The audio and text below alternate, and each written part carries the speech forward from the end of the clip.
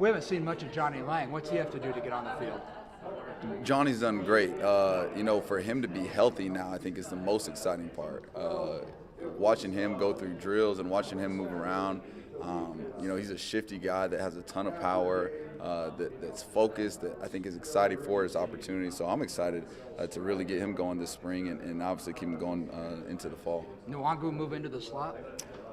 He might.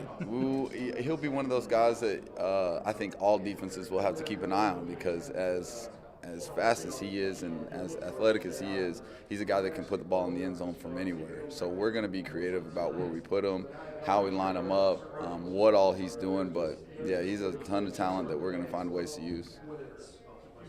What's this highly collaborative approach like? You've been here for a while now, but on the outside people go, all these people are involved with the offense, outside of traditional titles, but it seems like this has been going on with Coach Campbell for a long time.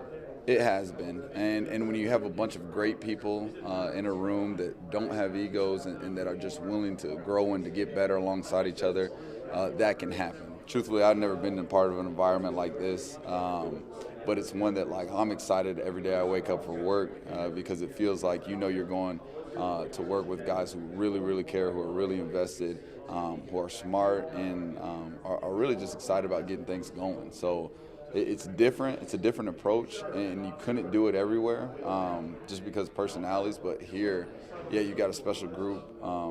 As far as the coaching staff goes on the offense side of the ball, that we enjoy being around each other. We enjoy growing and learning and getting better.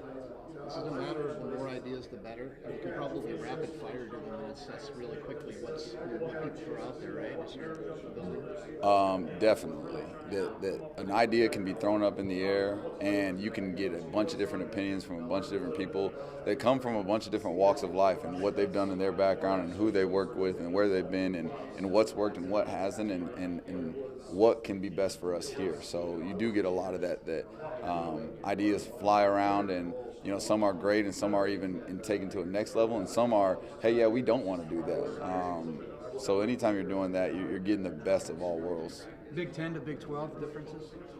I think there are a lot of differences. The Big 12 conference, I think from outside looking in, everyone knows how dynamic some of the offenses are and, how many points are scored, how many yards, are gained during games. I think the athleticism of this conference is different than what I've been used to. You've got guys all over the field that can really, really run, that can really, really make plays, which is exciting. The good news is we got a bunch of them on our roster too, which will make it exciting. But there's a lot of differences. It'll get more, even so, like when we're starting game planning and watching those teams, I feel like I'll see even more of those nuances. But yeah, there's difference. The Big 10